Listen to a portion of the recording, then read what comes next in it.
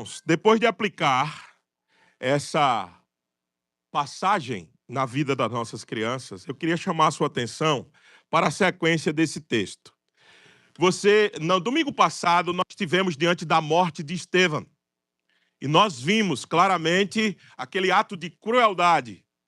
Você já pensou em morrer apedrejado? É óbvio que não, né, pastor? Isso é trágico. Pois é, Estevão morreu apedrejado. Mas nem naquela morte mais dolorosa, Estevão perdeu a visão de que ele estava servindo naquele momento. E ele simplesmente perdoou aqueles que estavam lhe maltratando e pediu para que Deus o recebesse naquele momento. Então a gente viu, depois da morte de Estevão, que nós estamos agora entrando no outro bloco de texto que mostra para nós que a morte de Estevão não silenciou a igreja. Você imagina que um dos seus líderes, um diácono que você muito ama, seja apedrejado e morto porque estava falando de Cristo? E qual que poderia ter sido a reação para dentro da igreja? Ei, vamos parar de falar desse Cristo aí, rapaz. Tu não viu o que aconteceu com Estevão? Se mataram Estevão, por que não pode nos matar? Se fizeram aquilo com Estevão, por que não pode fazer comigo? Então, observe, a morte de Estevão poderia ser um fator desmotivador, um fator que pararia a igreja de avançar. Mas não, o que acontece é que a perseguição move a igreja. É sobre isso que nós vamos falar nessa manhã. Todas as vezes que a perseguição acontece, a igreja se move, a igreja avança. Deus usa até a perseguição para mover a igreja, avançar o evangelho, revelando que o poder de Cristo transforma as pessoas, cidades e realidades espirituais, mesmo quando essas realidades são contra o reino de Deus, como era em Samaria. Atos 8 vai mostrar para nós que a igreja deixa Jerusalém e o evangelho agora rompe as fronteiras culturais e a perseguição se torna agora um instrumento de Deus para avançar o reino. Todas as vezes que a igreja é perseguida, ela avança o reino. É o que nós vamos ver aqui nessa manhã. A igreja sendo perseguida, Estevão morto e a igreja avançando. Louvado seja o nome do Senhor por isso. Porque as portas do inferno não podem segurar o avanço do reino de Deus. Quem avança é o reino. Quem está atrás das portas é o inferno. Então segura o inferno que lá vamos nós. Isso que nós vamos ver. Esse texto responde à pergunta: o que acontece quando a igreja é forçada a se mover? A resposta: Cristo avança. Cristo avança.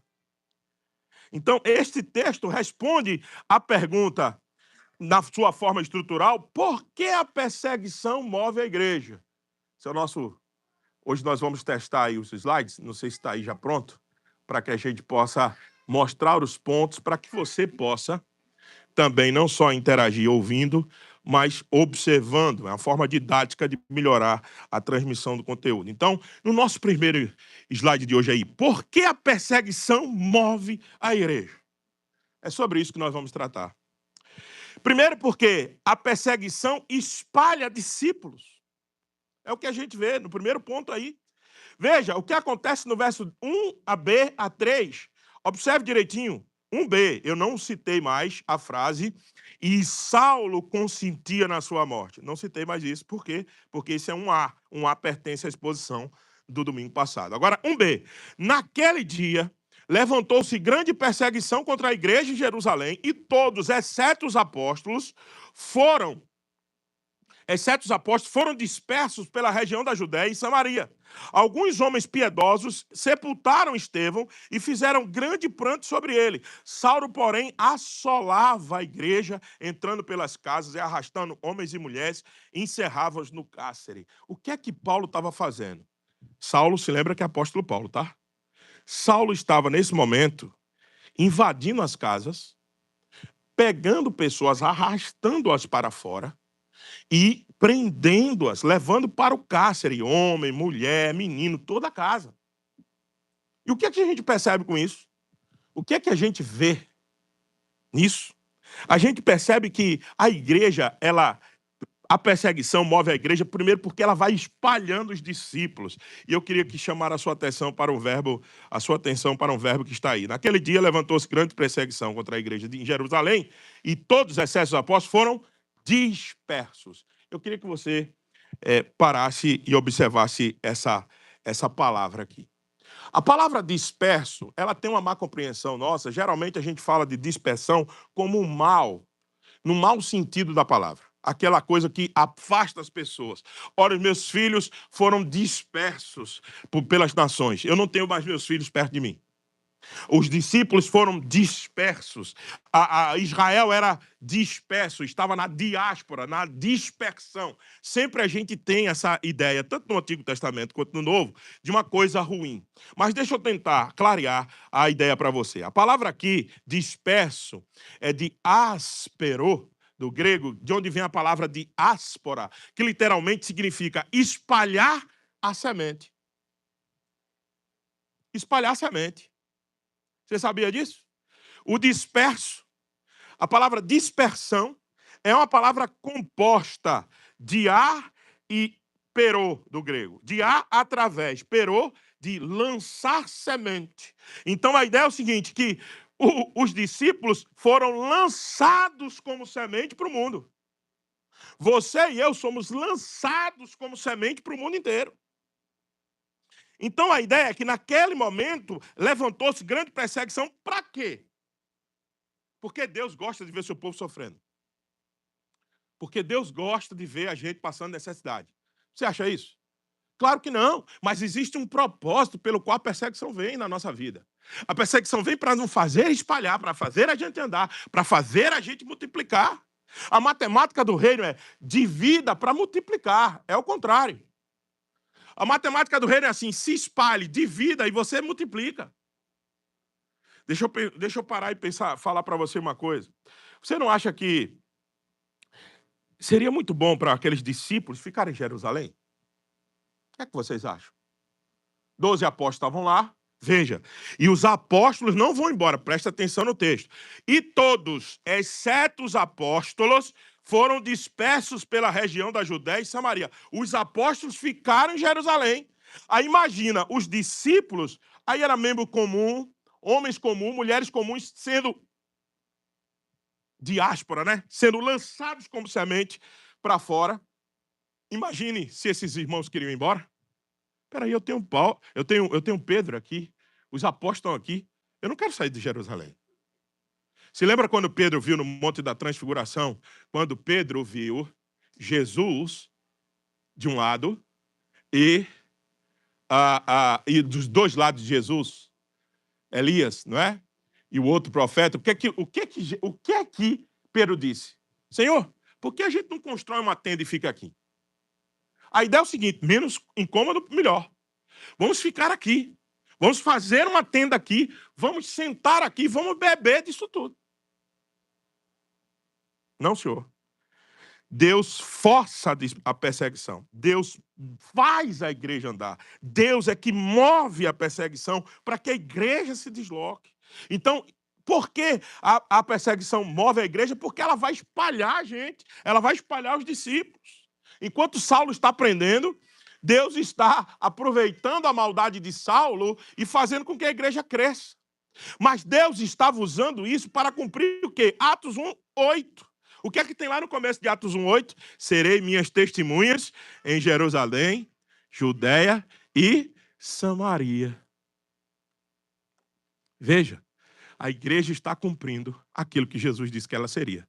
Seria minha testemunha em Samaria, Judéia e até os confins da terra. A missão, meus irmãos, sempre começa pela dor.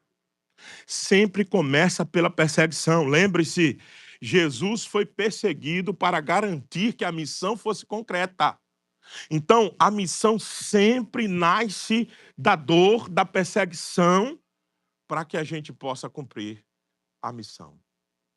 Então, algumas aplicações desse primeiro ponto. Não temos que temer, porque a perseguição não nos destruirá. A perseguição purifica a gente, envia a gente. Eu me lembro da Covid. Covid foi um momento triste. Aí alguém dizia assim, meu Deus, por que Deus permite que a igreja passe por uma situação dessa num tempo desse? Eu disse, fica tranquilo, a igreja está sendo peneirada nesse momento. Sabe o que é peneirada? Está passando pela peneira de Deus e só vai ficar quem é de Deus. Perseguição, é pandemia, epidemia, essas coisas Deus usa para purificar a igreja dele. Então, perseguição faz parte da purificação da igreja. Então, fique tranquilo.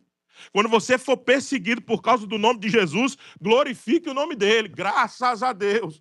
Louvado seja o Senhor, porque eu estou sendo perseguido por causa do nome de Jesus.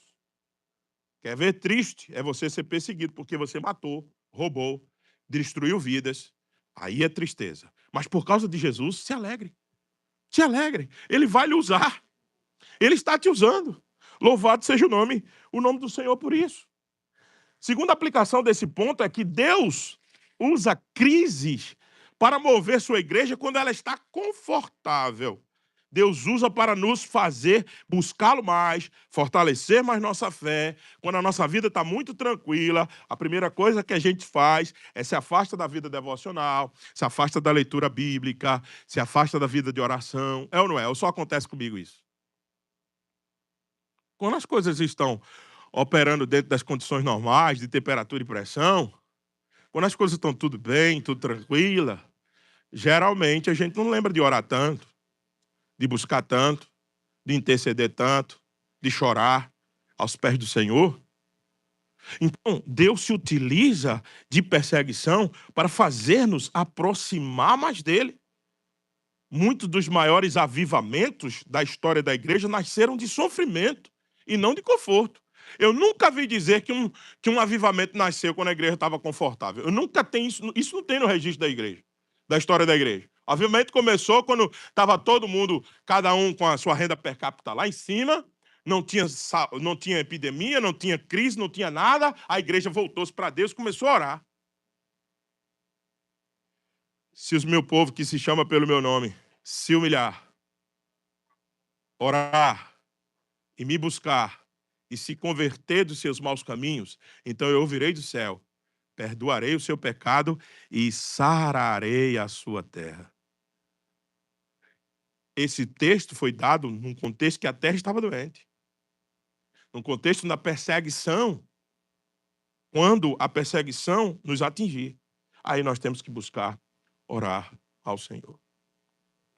Segundo ponto do texto, a missão nasce da perseguição. Aí está, a missão nasce do sofrimento, que está no slide aqui, mas eu melhorei aqui, a missão nasce da própria perseguição, não só do sofrimento. Veja, os que foram dispersos iam por toda parte anunciando. Veja o verso 4 da sua Bíblia. Entre mentes, os que foram dispersos iam por toda parte pregando a palavra. Os que foram dispersos, os que foram o quê? Lançados como semente. Leia assim o texto. Aqueles que foram lançados como semente, eles iam por toda parte pregando. A palavra pregando aí é euangelisomenoi, que significa evangelizando, proclamando as boas novas de Cristo, dizendo claramente que Cristo é o Senhor, dizendo claramente que Cristo morreu pelo pecado do povo. Quem é que estava indo? Os apóstolos? Não. Gente comum eu e você. Aqui quebra-se o tabu de que evangelização tem que ser feita por pastores, por seminaristas, por missionários, por presbíteros e por diáconos. Ou seja, os oficiais líderes da igreja. Cai por terra aqui. A liderança da igreja não foi espalhada, ela ficou em Jerusalém. Quem foi espalhada? Os membros comuns. Quem é que prega a palavra? Os membros comuns. Quem evangeliza? Os membros comuns.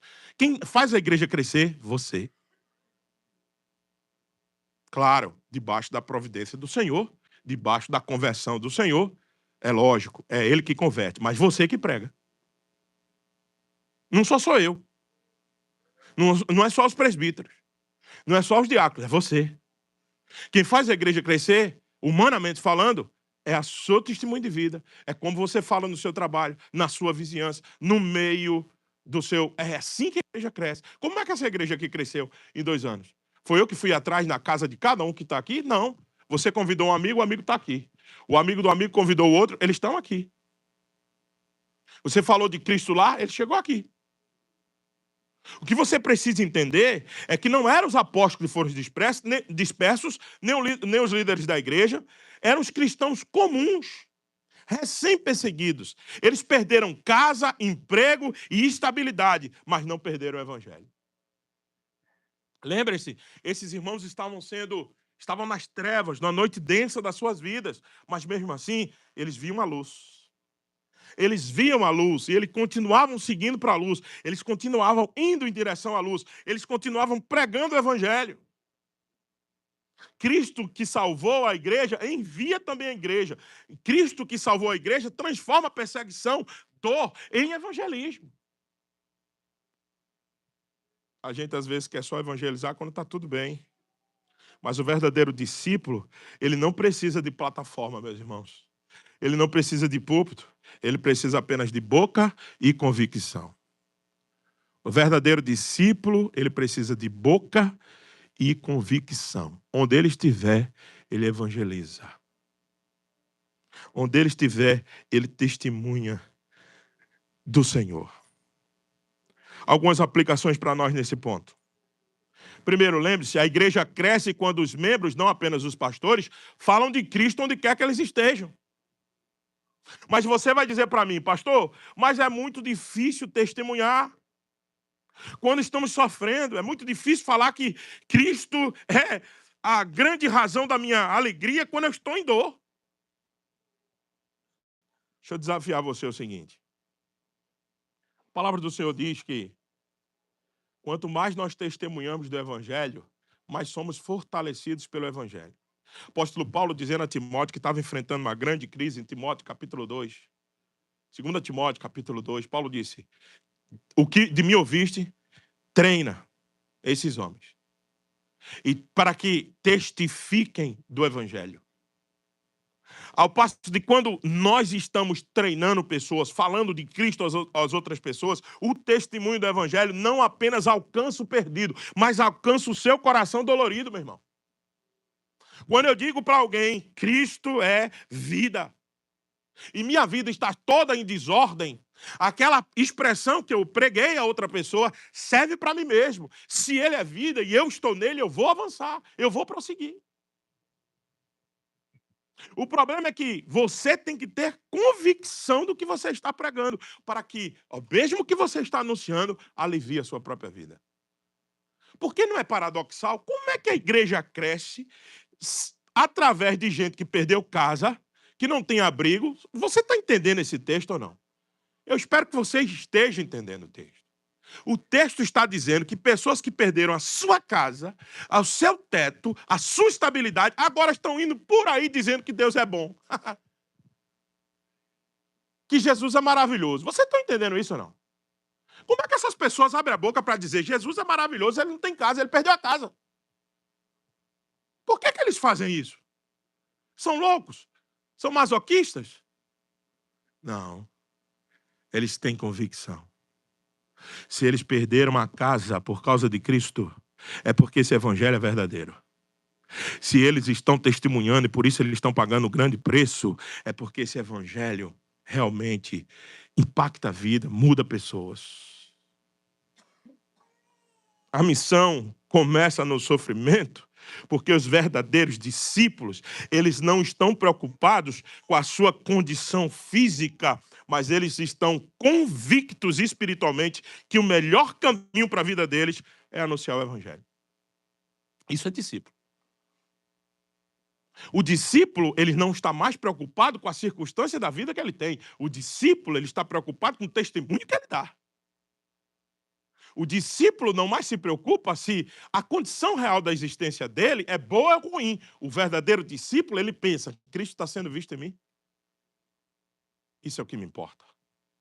Por causa da união dele com Cristo, da união mística com ele, quando ele declarou fé em Jesus, ele agora se une a Jesus na sua morte, na sua dor, no seu sofrimento, na sua glorificação, na sua exaltação. Então, quando Cristo é exaltado, eu sou. Quando Cristo é desonrado, eu sou. Quando Cristo é anunciado, eu sou quem anuncio.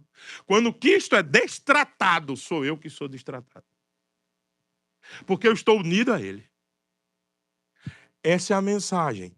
Entre mentes, verso 4, os que foram dispersos iam por toda parte evangelizando, testemunhando do evangelho do Senhor Jesus. Portanto, a missão, meus irmãos, nasce no nosso sofrimento, nas nossas perseguições.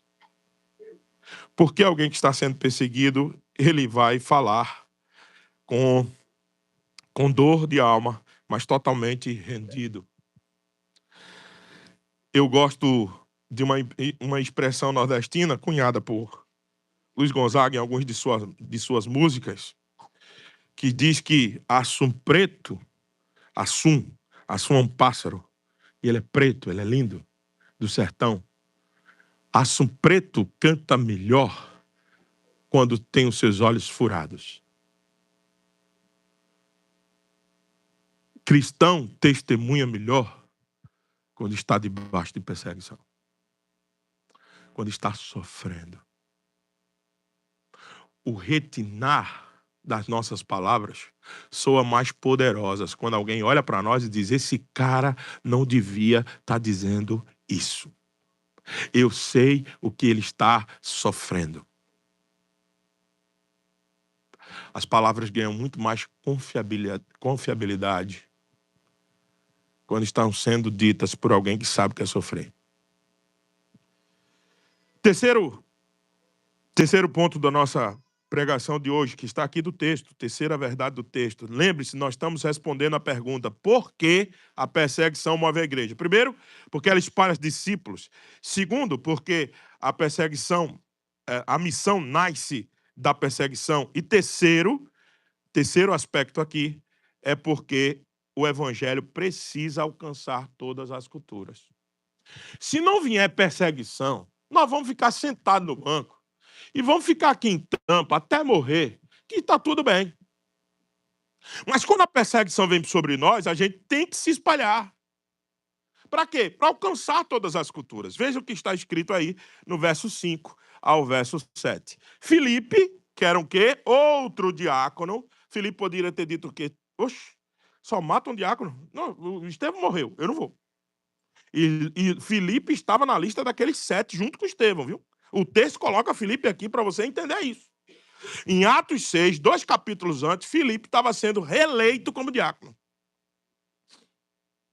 E agora, um do time de Filipe, tinha acabado de morrer.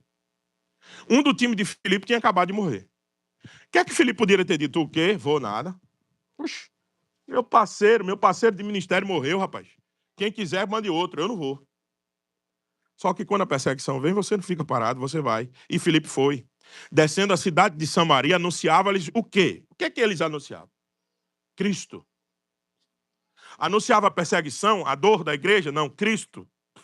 As multidões atendiam unânimes às coisas que Filipe dizia, ouvindo-as e vendo os sinais que ele operava. Pois os espíritos imundos de muitos possessos saíam gritando em alta voz, e muitos paralíticos e coxos foram curados. Filipe aqui está agora levando o evangelho a outra cultura. Judeus e samaritanos eram inimigos históricos, não esqueçam disso. Filipe está indo para Samaria. Filipe desceu a cidade de Samaria. Ele estava entrando no campo inimigo da fé cristã. Ou pelo menos da fé judaica. Eles eram inimigos. E agora Filipe está indo para o campo inimigo levar outro tipo de mensagem que não era a mensagem judia ou judaica. Era a mensagem agora do cristianismo, porque Filipe só anunciava a Cristo. Veja que o texto diz isso. Observe. Judeus e samaritanos eram inimigos, mas agora o evangelho começa a romper muros raciais, culturais e religiosos. Louvado seja Deus por isso. porque o evangelho é supracultural, o evangelho entra em ambientes radicais. E Filipe estava agora anunciando Cristo. O foco não é o milagre. Veja que o registro de Lucas não começa: Filipe expulsou demônio, Filipe profetizou em nome de Jesus, Filipe curou pessoas. Não, não, não. Filipe, descendo a cidade de Samaria, anunciava-lhes a Cristo. Milagres acompanham a palavra como selo apostólico num contexto de transição do antigo pacto para o novo, e não como modelo normativo. Agora vocês entendem porque tem alguns pregadores aí que eles querem, por fim da força, pregar e no culto deles tem que ter cura e libertação. Porque eles acham que é isso que autentica a mensagem deles. Eles não entendem. Quando eles leem um texto como esse, eles não têm a capacidade intelectiva de compreender que estava havendo um período transicional, uma mudança agora, e o livro de Atos mostra claramente isso, e que Filipe prega a palavra, é o dever de Filipe pregar a palavra, e as curas, as libertações dos coxos, espíritos imundos sendo expulsos, é uma consequência da autenticação da mensagem cristã. Agora você não precisa mais de pregador. Todas as vezes que pregar, tem que ter sessão de demônio, expulsar demônio, tem que ser sessão de cura, para que haja culto. Isso era daquela época, a época transicional.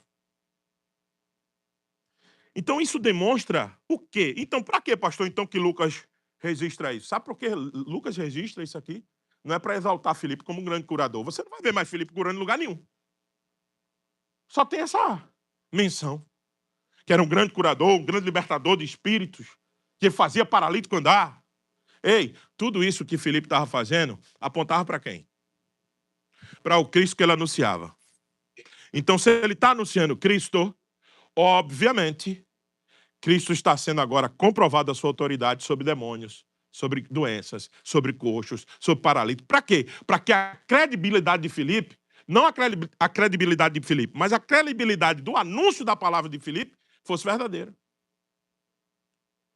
Então é isso que está acontecendo aqui. Isso, sabe o que é que isso demonstra? Por que que Lucas faz isso? Porque Lucas está querendo demonstrar a invasão do reino de Deus em Samaria. Ei, prepara o inferno que o reino está chegando. É desse jeito. Samaria era um campo inimigo? Ok. O evangelho vai lá e destrói. Cadeias, expulsa demônios, cura pessoas, porque é o reino de Deus avançando. É o reino de Deus curando, é o reino de Deus libertando, o reino de Deus trazendo as pessoas para cá. Ele é o único Cristo aqui, a gente pode ver Cristo aqui, porque Cristo é o único que une povos. Lembra-se de Efésios capítulo 2, verso 13 e 14, diz assim: mas agora em Cristo Jesus, vós que antes estava longe, fostes aproximados pelo sangue de Cristo, porque ele é a nossa paz, o qual de ambos fez um, e tendo derribado a parede de separação que estava no meio, a inimizade, aboliu na sua carne a lei dos mandamentos na forma de ordenança. Senhor, em Cristo Jesus, judeus e gregos se aproximaram. Todos os povos agora se transformaram em um. Essa é a beleza do evangelho. O evangelho, agora eu posso olhar para cá e ver vocês de várias formas, vários rostos, vários tipos de cabelo, vários tipos de cor de pele, porque isso é o evangelho. É a expressão máxima do evangelho. Ele nos une. Ele quebra o distanciamento cultural, ele quebra o distanciamento racial. Não existe raça, só existe uma raça dentro do cristianismo: o Filho de Deus, o povo de Deus. O evangelho vai a lugares onde nós achamos impossível. Por isso que a nossa visão, meus irmãos, aplicando para nós, tem que ser global. Pastor, o que é isso? Local e global. Global. Nós precisamos de uma visão global. Uma visão que olha para o local, mas que não perde de vista o todo, o globo.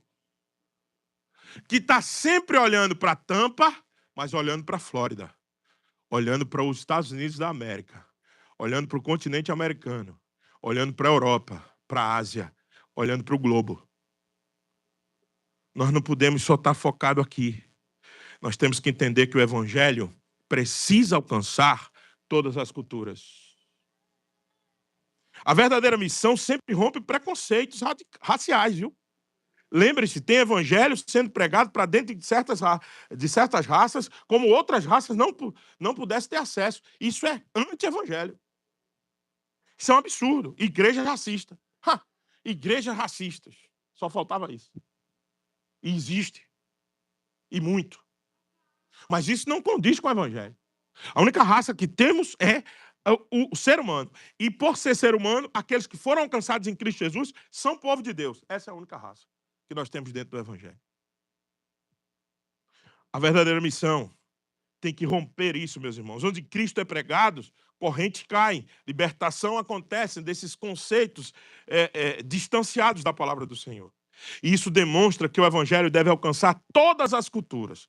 Cultura, não esqueça, eu estou tomando o nome cultura como aquilo que pode ser definido como costume de um povo, mas todo costume deve ser cativo a Cristo, para que não se torne pecaminoso e ofensivo ao próprio ser humano. Tem gente que diz assim, mas pastor, isso aí é da cultura. Ok, quem produziu cultura?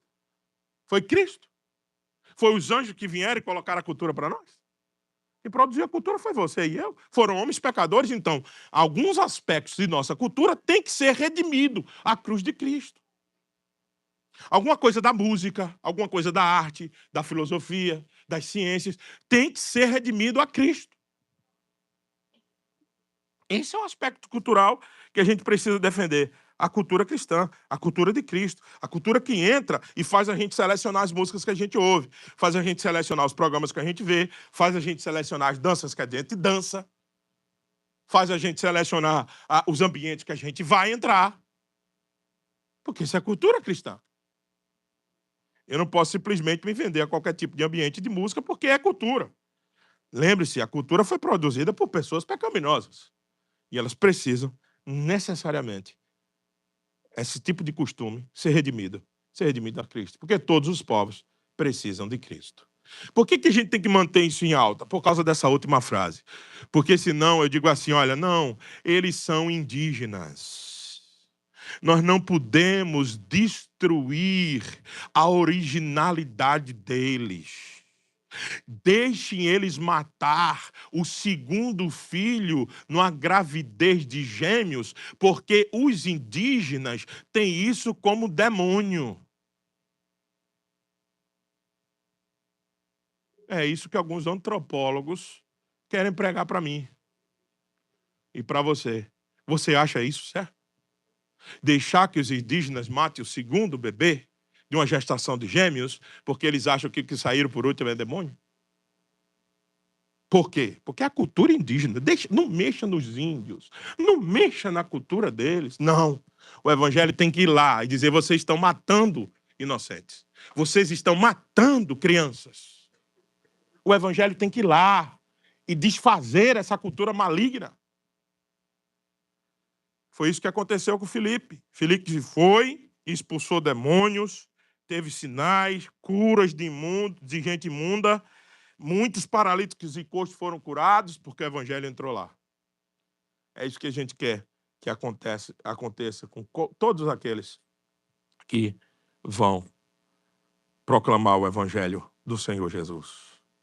Por fim, último ponto. A transformação do evangelho gera alegria, meus irmãos. Isso é maravilhoso. Veja só. Olha como é que está aí o verso 8. E houve grande perseguição naquela cidade. Filipe também foi morto? Não. Houve grande alegria naquela cidade. Houve grande alegria naquela cidade. Por quê? Por quê, meus irmãos?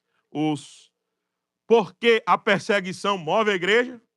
Porque ela espalha discípulo, porque a missão nasce da perseguição, o evangelho precisa alcançar, mas principalmente, porque se você quer dar alegria verdadeira a alguém, você precisa pregar o evangelho para essa pessoa. Você precisa anunciar Cristo para essa pessoa. Não existe alegria verdadeira fora do Senhor. E havia grande alegria naquela cidade. Diferentemente de Caereté, é uma coisa estranha não, interessantíssima que existe nesse texto. A palavra Caereté, do grego, é a palavra mais comum para alegria. E a alegria aqui está cará, que é de cariz, que é de graça. O texto, no pé da letra, poderia ser traduzido da seguinte maneira: e houve grande graça naquela cidade. E os tradutores da língua portuguesa, obviamente, preferiram e houve grande alegria naquela cidade. Eu concordo com o espírito do tradutor. Apesar de que graça e alegria são raízes um tanto quanto próximas, mas eu concordo com o espírito do tradutor manter a alegria, porque é o seguinte: a alegria verdadeira, ela é somente fruto da graça. Quando a graça nos alcança, quando a graça chega, aí nós somos verdadeiramente alegres. Quando a graça restaura nossas vidas, quando a graça nos tira do pecado, nos traz para a luz do evangelho, aí verdadeiramente nós somos felizes. Nós somos alegres. Porque de outra sorte nós estaremos mortos nos nossos delitos e pecados. Não é alegria superficial, mas alegria de verdadeiramente transformação, alegria que mudou a vida, alegria que fez a pessoa entender como é que ela era, o que ela é fora de Deus e em Cristo. Alegria que levou essas pessoas a compreenderem necessariamente que elas não podem ter vida longe do Senhor. Isso é maravilhoso. Nossa fé, meus irmãos, não pode ser apenas performática, apenas encenada, tem que ser real. Se a nossa fé é verdadeira, nós vamos desfrutar de alegria. Se a nossa fé é verdadeira, nós vamos cultuar de verdade. Se a nossa fé é verdadeira, nós vamos viver uma outra vida. A nossa fé não pode ser performática, ela não só pode ser a fé de domingo aqui, que a gente coloca uma roupa boa, vem para cá, fecha os olhos na hora que está cantando e depois está aí sentado ouvindo algumas palavras boas, mas já pedindo para acabar porque você tem que ir embora. Não. Isso é fé performática. Isso é fé apenas aparente, encenada, só para os outros verem. A nossa fé verdadeira tem que ser sentida, tem que ser vivida de fato. A alegria tem que fazer parte da nossa vida, que fomos transformados. Uma cidade inteira, cheia de pecado, desfrutou de alegria quando Filipe levou o evangelho lá, que foi Samaria. Lembra de Nínive? Que o profeta Jonas não queria ir lá? Foi lá e pregou de forma abusada, atravessada, e Deus salvou toda a cidade.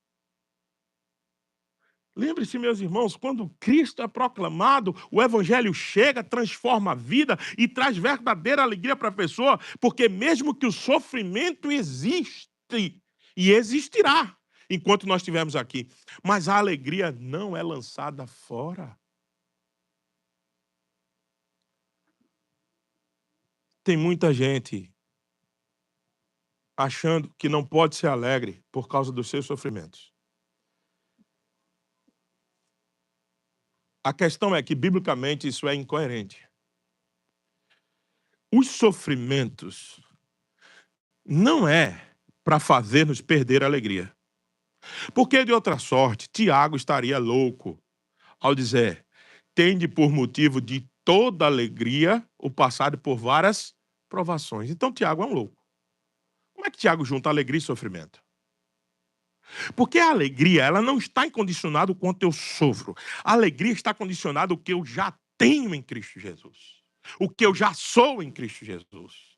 Os meus sofrimentos vão moldar-me a parecer mais com Ele e anunciar o seu evangelho.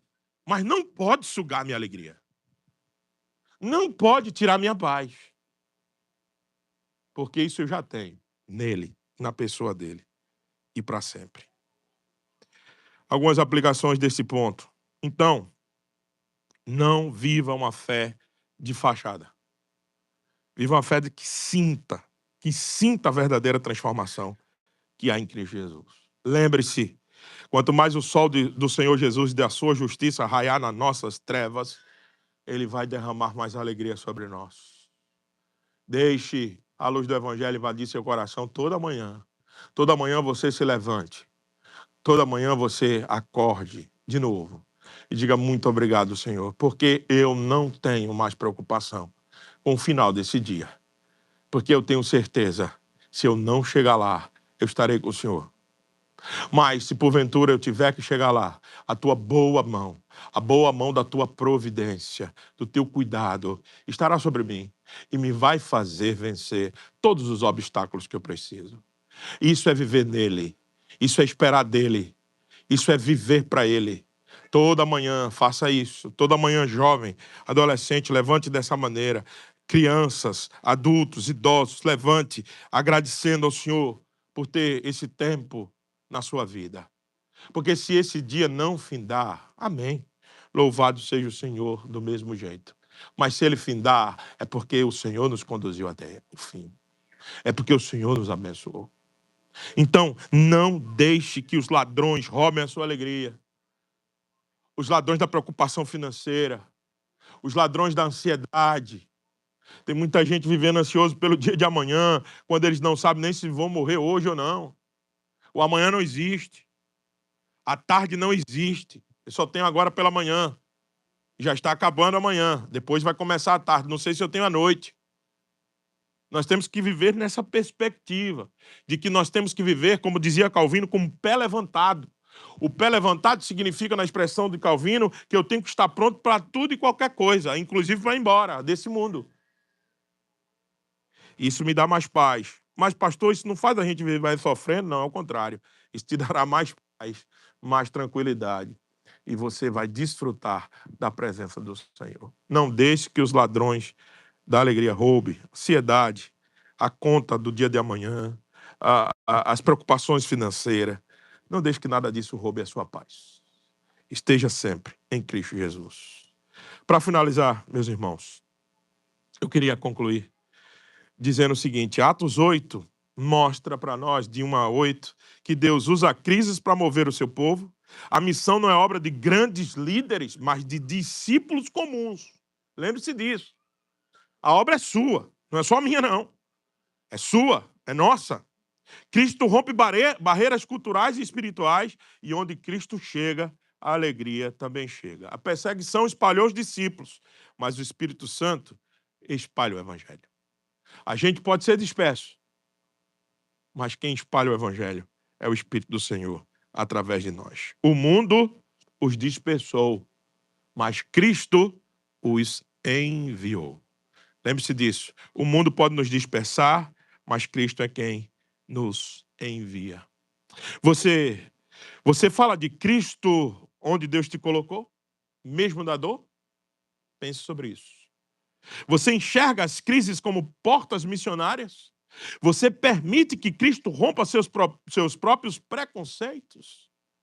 Você deseja ver sua cidade, sua escola, jovem, seus amigos cheios de alegria? Então, testemunho de Cristo onde quer que você esteja. Fale do Senhor. Fale lá na sua escola. Fale no ciclo de seus amigos. Não tenha vergonha. Esse é o evangelho da cruz que salvou você e pode salvar qualquer pessoa.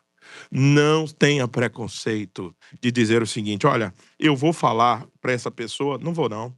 Ela já está envolvida com droga aqui na escola. Essas pessoas que precisam definitivamente ouvir o evangelho. São essas pessoas que a gente precisa anunciar. É aqueles que estão na rua, aqueles que estão dispersos, aqueles que não têm esperança. Nós precisamos anunciar essas pessoas. Nós fomos espalhados por todos os lugares. Nós estamos em todos os pontos dessa cidade, quase todos os pontos dessa cidade, para poder... Nós temos gente em Riverview, nós temos gente em Lutz, nós temos gente aqui, nós temos gente em Citrus Park, nós temos gente em Temple Terrace, nós temos gente em todos os lugares quase de Tampa Bay. Para quê? Para que o evangelho chegue e alcance essa região, meus irmãos. Você não está aqui à toa. Lembre-se disso, vibre com a missão, traga a missão para dentro da sua vida. Faça isso de projeto de vida, anunciar o evangelho do Senhor Jesus, onde quer que você esteja, onde você for colocado, e veja que transformação você mesmo experimentará. Eu não falo disso para que você salve seus amigos, para que você salve você mesmo. Quem prega o evangelho salva a si mesmo primeiro. Quem anuncia o evangelho está salvando a si mesmo primeiro, porque está reforçando a mensagem que ele precisa ouvir.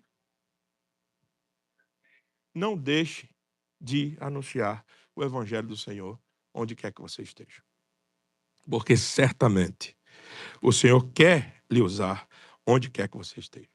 Ele não te espalhou Ele não trouxe você do Brasil, não jogou você como semente nesses Estados Unidos para você não frutificar, para você não dar frutos.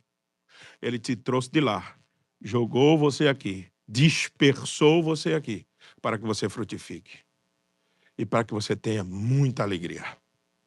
Não esqueça disso. Não é sobre o sonho, o American Dreams. Não é sobre isso. Não é sobre isso, sua vida. Sua vida é sobre o quanto você é discípulo de Cristo, o quanto você espalha a luz do Senhor. Sua vida não é quanto você pode viver nessa América, o quanto você pode ser diferente nela, ou na volta para o Brasil, ou em que lugar que Deus queira te colocar. Que Deus nos ajude.